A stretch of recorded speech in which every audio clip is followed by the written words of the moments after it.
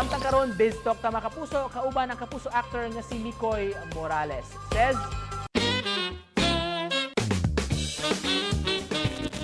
Kumustahon ta karong buntaga mga kapuso ang multi-talented GMA artist, actor, comedian, composer, and singer Mikoy Morales. Mayong buntag Mikoy and welcome once again sa GMA Regional TV Live.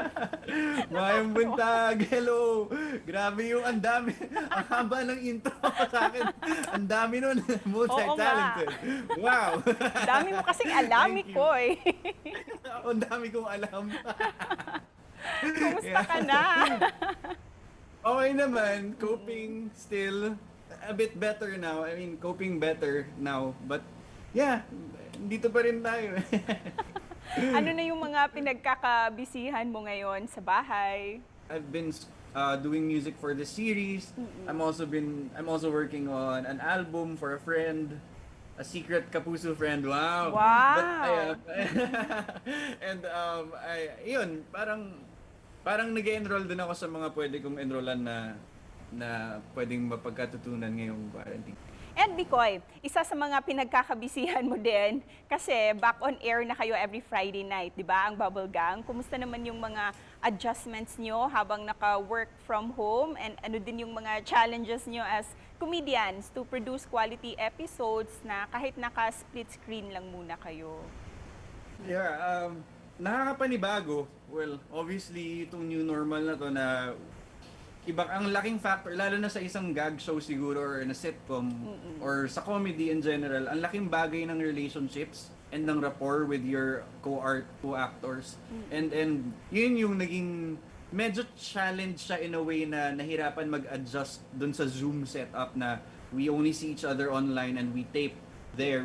Dun kami nag-shoot. Yung episodes nyo sa Bubble Gang, it has always been very relevant and timely sa mga current events, di ba, ng bansa. Pero ngayon na may pandemic, Mikoy, how do you remain sensitive din sa mga issues natin ngayon? It's a matter of perspective na for me, well, at least for me, na I believe na it's a matter of perspective na no matter how dark and how bad and how sucky things get, there's always a funny side to it if you look at it in a different way. And Mikoy, during the quarantine, you also co-hosted an online show, di ba? Together with GMA Artist Center, ang How Do You Feel? How has this platform helped you and your fellow artists deal with the quarantine? We came up with this concept para ma-humanize yung mga artista or kung sino mang public figures na in a sense, hindi lang siya para makita ng mga tao na kung ano yung totoong pinagdadaanan ng mga artista on off-screen. But it's also a way, I think the act of breaking down whatever the artists or the public figures are going through. And this time, Mikoy, pag-usapan natin yung songwriting and singing talents mo. Kasi di ba, sabi ko kanina, multi-talented artist ka from doing comedies and hosting. Kasi mahusay ka din talagang sumulat at umawit. How has this quarantine given you the time to compose and make music? For the longest time, I've always been writing for other artists or for shows or it's not that I don't enjoy it, but it's a given na parang I would just translate whatever I find, whatever these people are looking for or wanting to hear. More or less 100% lahat ng malabas ko dyan na kakantahin ko. It has happened to me. Ngayon, kakantahan mo kami this morning, Mikoy, kasi favorite ko talaga yung Pusong Di Makatulog. Nasaan ka man, sana'y nandyan din ako.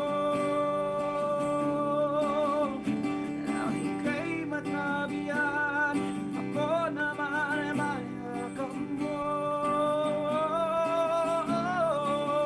Ako rin ba'y inisip mo?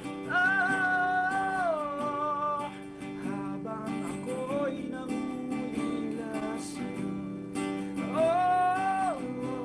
Tumatakbo ang pusong di pa makatulog.